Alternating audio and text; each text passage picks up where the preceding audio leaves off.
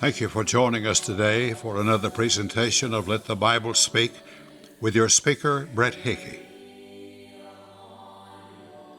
Welcome to Let the Bible Speak. An October 12, 2018, NBCNews.com article heavily criticized the release of a movie titled Gosnell, the trial of America's biggest serial killer. The movie is based on the true story of a Philadelphia physician and abortion provider, Kermit Gosnell, who's serving 3 life sentences after being tried on 8 charges of murder and convicted on 3 charges of first-degree murder. The victims? Innocent children. The article concedes there's no doubt Gosnell broke the law or that he performed some abortions past the legal age in Pennsylvania. It's a fact that either through lack of training, lack of morality, or both, he illegally induced live births in his patients, and once those fetuses were delivered, stabbed the fetuses with scissors in the backs of their skulls if they were still showing signs of life, end quote. The author of the article, Robin Marty, complained, quote, "There is also no comparison between what he did and what a legitimate, trained abortion provider does," end quote. The governor of Virginia, Ralph Northam, caused an uproar when discussing implementation of a late-term abortion bill. January 31, 2019, BBC.com article reports, under current Virginia law, 3rd trimester abortions are only permitted if the risk to the mother's life is substantial and irremediable, language that many wanted removed. The bill sought to allow for late-term abortions if the mother's physical or mental safety were at risk. The procedure would also have required sign-off by only 1 doctor rather than the 3 required under existing law.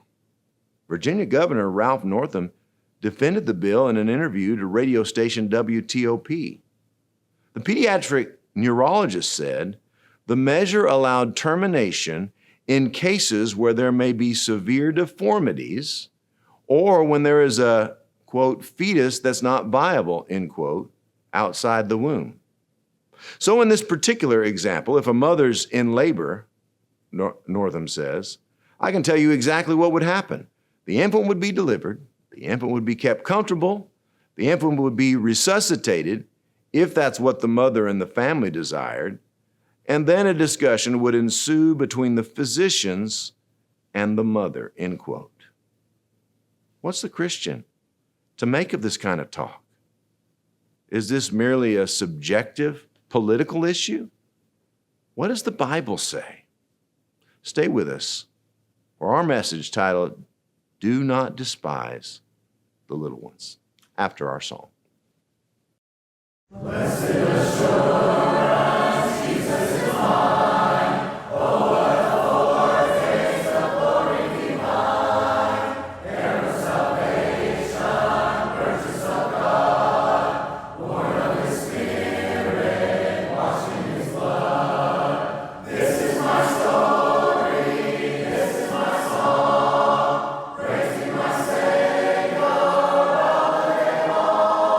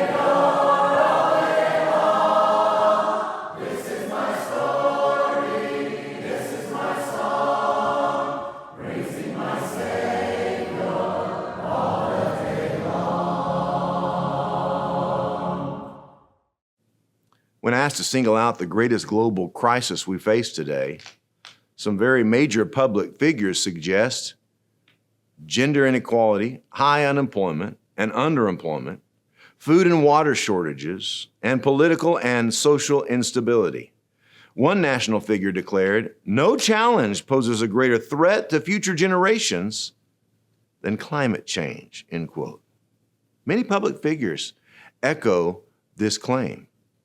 But are any of these challenges the greatest global issue? Consider a BBC report, quote, "Scientists say the annual number of abortions worldwide increased from 50 million a year from 90 to 94 to 56 million a year between 2010 and 2014. This number of innocent lives, 56 million, slain every year, is more than the combined total populations of Alaska, Arkansas, Delaware, Hawaii, Idaho, Kansas, Minnesota, Montana, North Dakota, New Hampshire, New Mexico, Nevada, Oklahoma, South Dakota, Texas, Utah, Vermont, West Virginia, Wyoming, and the District of Columbia." Is any crisis in our world today greater than this? The U.S. cannot look down at their international neighbors. About the same number of abortions have been performed in the United States since the Roe v. Wade decision in 1973. Statistics provided by the pro-abortion Guttmacher Institute in the June 2011 issue of Obstetrics and Gynecology report that, quote, "at least half of American women will experience an unintended pregnancy by age 45.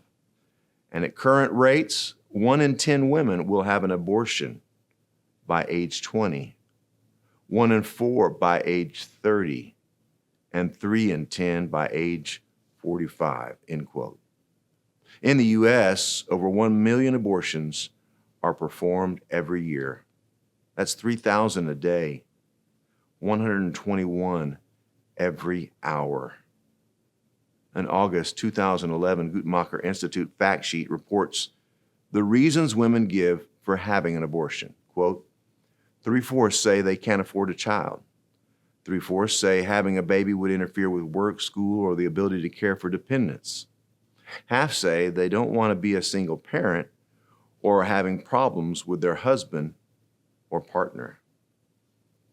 Abortion is the most tragic of human rights violations and the most extreme way of despising the little ones whom Jesus defended. Abortion is age-based discrimination against little ones yet to be born. How do people seek to justify abortion? Some refer to the baby as a blob of tissue. The term fetus is used in part to depersonalize the unborn child. Ever asked an expectant mother, when is your fetus due? No. Even the word fetus, though, points to human life. The Merriam-Webster Dictionary defines the word fetus as, quote, a developing human from usually 2 months after conception to birth. When ultrasound scans determine that an unborn child is female, many in India discriminate against her by terminating the pregnancy. Karl Gierstorfer explains in a CNN article that this gruesome practice presents a societal imbalance that leads to bride trafficking. Quote, census data show some districts in India have fewer than 800 girls born for every 1,000 boys. China faces a similar problem, largely as a result of the national policy limiting families to having 1 child. Societal preferences favor having male children. The wealthy want a son to take over the family business, and other prospective parents want a son that can provide for them in old age. People in the United States discriminate against disabled people through abortion. Although there's still a small risk of miscarriage, doctors regularly offer expectant mothers an amniocentesis to detect abnormalities in the unborn child like Down syndrome or spina bifida. When the prenatal test reveals the presence of a Down syndrome child, over 90% of mothers abort their child. How far along must the unborn child be before it should be respected as a human life? A May 7, 2015 Newsweek article by Lucy Westcott titled, "Finding that Babies Born at 22 Weeks Can Survive Could Change Abortion Debate." And this article highlights a study published in the New England Journal of Medicine, observing, quote, 5,000 babies born before 27 weeks of gestation. While full-term babies are born at 40 weeks, this study found that a significant number of babies who were born at 22 weeks, just over 5 months of gestation, survived after being medically treated in a hospital. Friends, those vulnerable little lives are precious in God's sight. At 25 days, before the mother knows she's pregnant, the baby's heart is beating. At 30 days, the baby has a brain of unmistakable human proportions, eyes, ears, mouth, kidneys, liver, and blood pumping that is often a different blood type than his mother. Can a fetus with a different blood type than its mother be considered just a part of her body that she can do with as she will? At 45 days, the baby has measurable brain waves. Now, we understand that one is declared dead when his heart stops beating and he has no brain activity. So, wouldn't a heartbeat and brain activity constitute human life? All abortions take place after the baby has a heartbeat and brainwave activity. Friends, these little lives are sacred.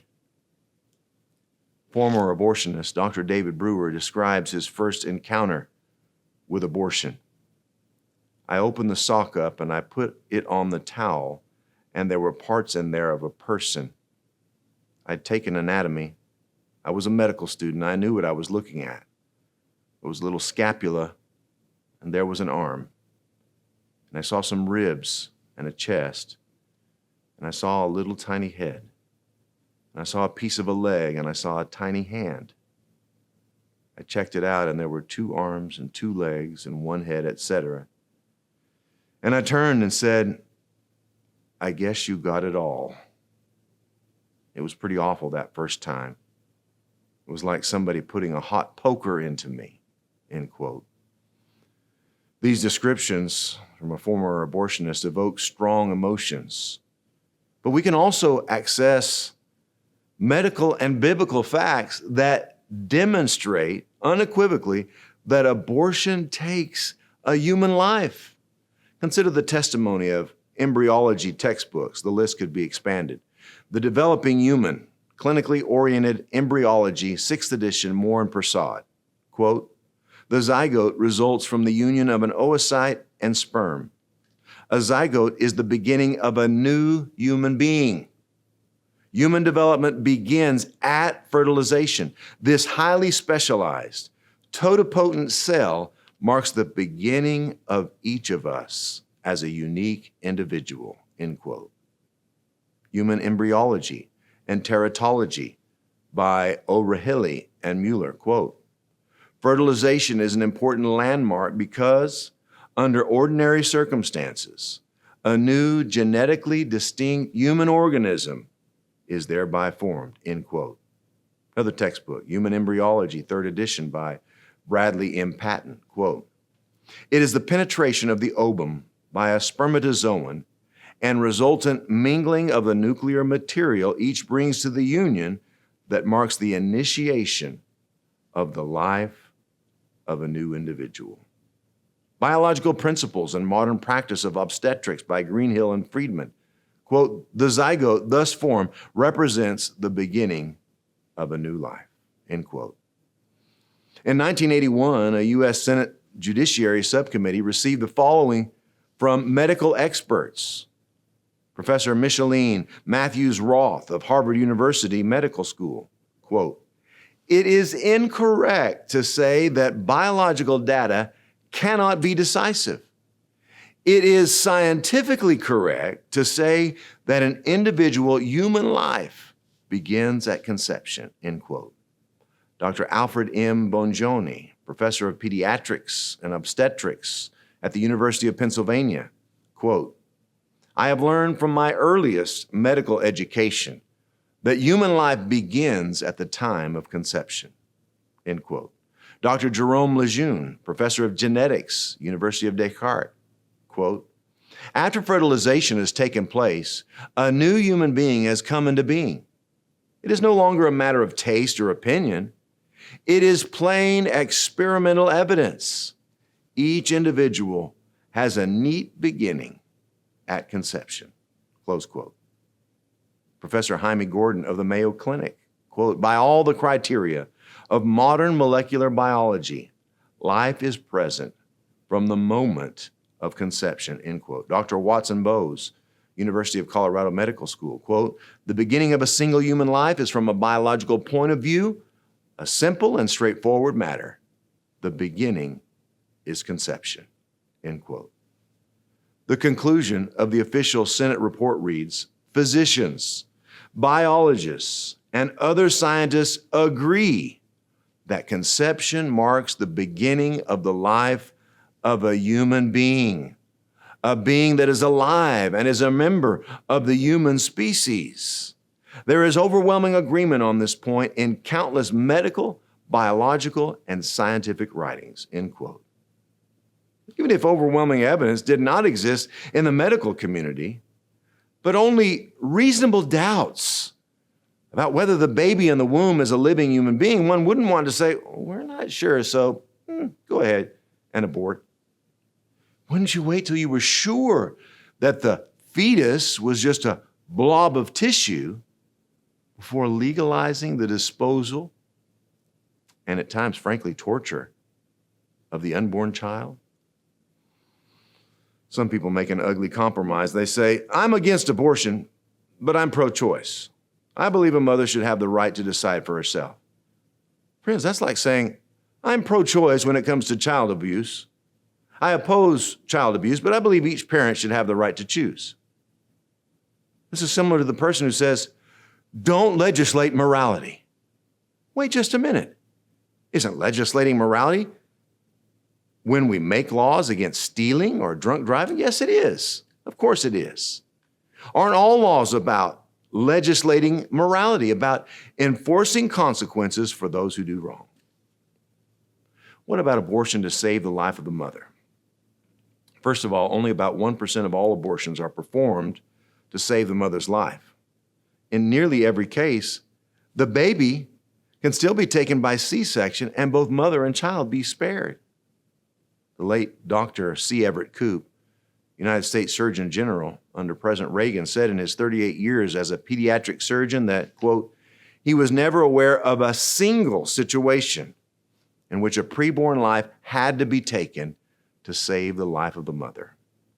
The late Dr. Alan Guttmacher of Planned Parenthood, the leading provider of surgical abortions in the United States, acknowledged, quote, "Today it is possible for almost any parent to be brought through pregnancy alive, unless she suffers from a fatal illness like cancer, leukemia, and if so, abortion would be unlikely to prolong, much less save, life," end quote. What about abortion after the horrible experience of rape or incest? When a woman endures such a painful experience, it rightfully generates deep sympathy for the victim. But do the physical, mental, and emotional wounds associated with rape or incest justify the terminating of the resulting pregnancy? First of all, understand the Guttmacher Institute says just over 1% of all abortions are due to rape or incest. In addressing whether it's right to abort a child conceived through rape or incest, Gregory Kukl says in his book Tactics, "Let me see if I understand. Say I had a 2-year-old child standing next to me who had been conceived as a result of incest. In your view, it seems I should have the liberty to kill her? Is that right? Violence against the mother does not justify violence against the baby. There's no death penalty even for rapists themselves. No adverse circumstances for one human changes the nature and worth of another human. It'd be tragic if all abortions were obtained by unbelievers, but sadly, 37% of women obtaining abortions call themselves Protestant, 22% call themselves Catholic. That's from OBGYN magazine, June 2011. Those claiming to be Christians should be especially repulsed by abortion. Solomon lists hands that shed innocent blood among the 7 abominations of Proverbs 6, verse 16 through 19. We shudder at Manasseh, who filled Jerusalem with innocent blood, 2 Kings 24. And at the Holocaust in Jeremiah 7, 31 and 32, where God says the people, as an offering to false gods, burn their sons and their daughters in the fire, which I did not command, nor did it come into my heart. We recoil when we read of Pharaoh ordering every newborn Hebrew male to be thrown into the river, Exodus 1. Or when we read of Herod putting a hit on baby Jesus. Herod ordered the massacre of all male children in Bethlehem and in all its districts from 2 years and under. But when you compare the numbers, Herod and Pharaoh are small potatoes compared to what's happening in the United States. Does the Bible declare life starts before birth? Yes. Did not he who made me in the womb make them? Did not the same one form us both within our mother's womb? Job 31:15. The word of the Lord came to me, Jeremiah 1, verse 5, saying, before you were born, I set you apart. The Bible speaks of John the Baptist before he was born, toward the end of the 2nd trimester. For indeed, as soon as the voice of your greeting sounded in my ears, the babe leaped in my womb for joy, Luke 1:44. The Greek word here for babe or baby, brephos, is the same word used to describe baby Jesus after he was born, Luke 2, verse 12 and 16. The babies brought to Jesus for his blessing in Luke 18, verse 15 through 17. And the newborn babies killed by Pharaoh in Acts 7, verse 19. Jesus rebuked the Jewish leaders. You are of your father the devil. He was a murderer from the beginning. Satan hates children as much as Jesus loves them. Where will you fall on the continuum, with Jesus on the loving children end and the devil on the hating children end? Are you neutral? Unsure? Somewhere in the middle? Once the sanctity of life is rejected, there's no limit to the depths of depravity to which man may descend. Whenever you ponder this issue, may you remember the words of Jesus, Matthew 18:10. Take heed that you do not despise one of these little ones, for I say to you that in heaven their angels always see the face of my Father who is in heaven. Understand, with this or any other area in which we violate the will of God, we can still receive forgiveness. When one obeys the gospel and becomes a Christian, or when a Christian repents of his sin, confesses his sin, and prays for forgiveness, God will so thoroughly forgive you that it will be to God as if the sin was never committed. Won't you come to Jesus today? Stay with us to learn about our free offers after our song.